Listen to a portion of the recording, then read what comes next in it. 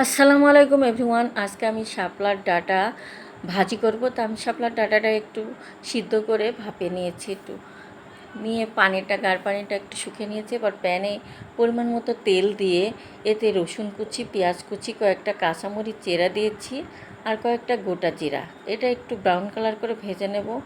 আমি এটা এক পাশে রেখে দিয়েছি আর অন্য পাশে একটা ডিম ভেঙে দিয়েছি আর সামান্য পরিমাণে একটু লবণ দিয়ে এটা নেড়ে নেব। নিয়ে ভালো করে একটু ভেজে নিয়ে আমি সিদ্ধ করে রাখা শাপলার ডাঁটাটা দিয়ে ভেজে নেব। এই শাপলার ডাঁটাটা খেতে খুবই ভালো লাগে ভাজি। তা আমি দিয়ে দিয়েছি শাপলার ডাঁটাটা।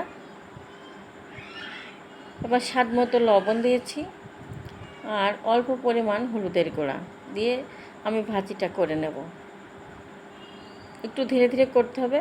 তো আমার হয়ে গেছে। তা কার কার ভালো লাগলো ভিডিওটা অবশ্যই কমেন্টস করে জানাবেন। আল্লাহ হাফেজ।